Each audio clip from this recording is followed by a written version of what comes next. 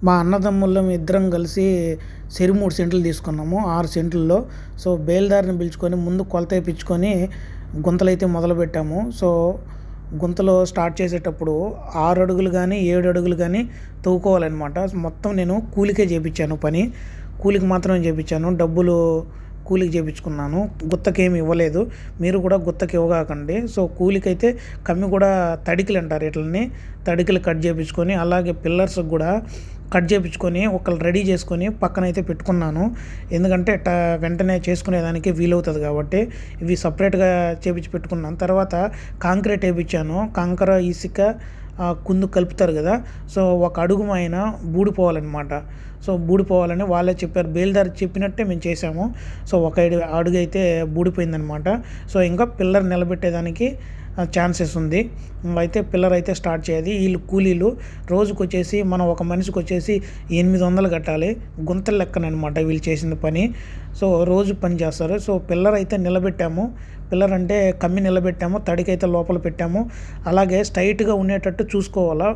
కమ్మి మొత్తము ఎట్లో వంగిపోయేటట్టు చేసుకోకూడదు. స్ట్రైట్‌గా ఉండిందంటే పిల్లర్ కూడా మనకు బాగా వస్తదని అర్థం. లైట్‌గా నీళ్లు పట్టుకోవాలి. పిల్లర్ అయితే ఏసేసినారు. సో, పిల్లర్లు చూడండి ఎలా ఉన్నాయో. పారిగోడకు కూడా నేను పిల్లర్స్ ఏపించుకున్నాను. ఎందుకంటే ఫ్యూచర్‌లో బాగుంటుందని చెప్పేసి ఏపించాననమాట. పిల్లర్ అయితే ఎక్కడ కూడా కుంటుపోలేదు. అన్నీ సక్కంగా ఉన్నాయి. కూలికి ఈ మాదిరిగా నిదానంగా చేపించుకోండి. ఇది పారిగోడకి గాడి లోడినామనమాట. జేసీబీతో లోడిపిచ్చాము. తర్వాత మనుషులతో కూడా చేపించుకోవాలనమాట. ఎందుకంటే జేసీబీతో కరెక్ట్‌గా రాదు మూల మొక్క. కాబట్టి మళ్ళీ మనుషులతో చేపించుకోవాలా.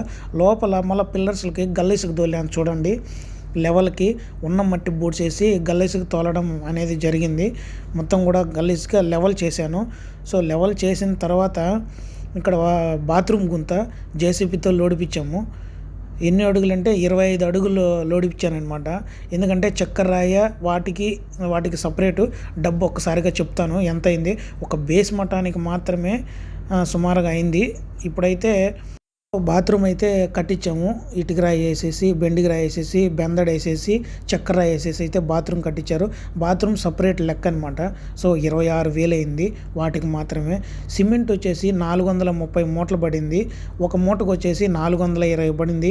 ఆటోతో సహా 1,80,600 రూపాయలు అయింది. ఇసుక వచ్చేసి టిప్ వచ్చేసి 18,000 పడింది. ఒక టిప్ వచ్చేసి 20,000 పడింది. 5 టిప్పులు అనమాట. 92,000 రూపాయల ఇసుక అయితే అయ్యింది. 230 రూపాయలు గల్లీసుకు పడిందనమాట. ఇసుక వచ్చేసి 350 రూపాయలు పడింది. మనకు 80,000 రూపాయలు అయితే పడిందనమాట. 2-3 రోజులు అయితే ట్రాక్టర్ తోలారు. సో, జేసీబీకి బాడుగు వచ్చేసి 1100 అనమాట గంటకి. గంటకు 1100 అయితే మనకు 19 గంటలు పనిచేశారు. సో, 19,800 రూపాయలు అయితే జేసీబీకి అయితే అయ్యింది. రాయి 20 టిప్పులు పడింది. 1800 పడింది మనకేమో. 20 టిప్పులు అంటే 36,000 రూపాయలు డబ్బులు అయితే అయింది. ఇంకా కమ్మి వచ్చేసి 2,50,000 రూపాయలు కమ్మి అయింది. సో, మొత్తం కలిపి ఎంత అయిందంటే 6,58,070 రూపాయలు అయింది.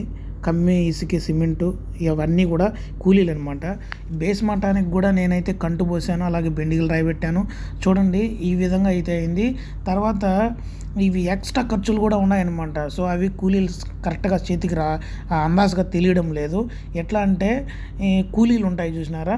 కూలీలు అంటే ఇంకా బాడుగులు, తర్వాత భోజనానికి కూడా మనమే అనమాట.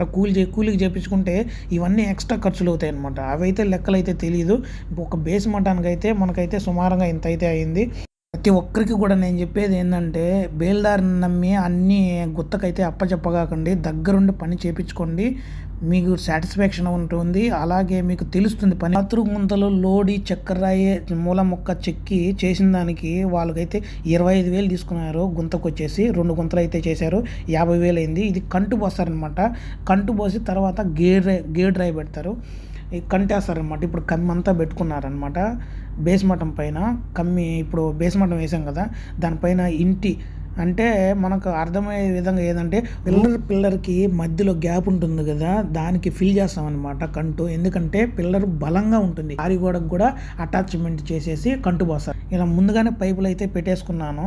ఇక్కడ వీటికైతే బాడుగులు సపరేటు, ఈ రేకులు ఉన్నాయి చూసినారా, ఆ రేకులకి బాడుగు వచ్చి ఇది సపరేట్ బాడుగు అనమాట. రేకు వచ్చేసి మనకు సైడ్ రేకులు పెట్టారు చూసినారా, సో కంట వేసేదానికి. ఆ రేకు వచ్చేసి 10 రూపాయలు అయితే రేకు తీసుకున్నారు.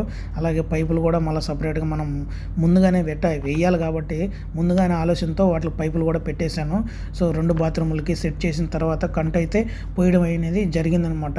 దాని తర్వాత మళ్ళీ లెవెల్ చేయాల్సి వచ్చింది, మళ్ళీ గల్లీస్గా పోయాల్సి వచ్చిందనమాట. చూడండి, మళ్ళీ గల్లీస్కి అంతా తోలేసి లెవెల్ చేసేసరికి ఇప్పుడు ఇది బేస్ మట్టం వరకు మాత్రమే అయిందనమాట. 1,58,070 రూపాయలు మాత్రమే మీకు లెక్క చూపిస్తున్నాను. ఎందుకంటే మిగతా ఖర్చులు చాలా అయినాయి, కానీ మాకైతే 8 లక్షలుగా చూపిస్తుంది. ఎందుకంటే ఇవి మాత్రమే మనం రాసుకున్నట్టు చెప్తున్నాము. సో అందాజుగా కూడా సపరేట్గా అయ్యింది. మళ్ళీ గల్లీస్కి తోలడం జరిగింది, గేడ్ డ్రైవ్ పెట్టడం జరిగింది, రూములు అయితే క్లియర్గా ఏర్పడడం అయితే జరిగిపోయిందనమాట. మళ్ళీ లెవెల్ చేసేసి క్లియర్గా అయితే కనబడుతుంది. లెవెల్ చేసేసినాము. అయితే అస్సలు నమ్మకండి, ఎందుకంటే మిమ్మల్ని మీరు నమ్ముకొని అయితే పని అయితే మొదలు పెట్టండి. సపోర్ట్ చేసి నా ఛానల్ని సబ్స్క్రైబ్ చేసుకోండి ఫ్రెండ్స్.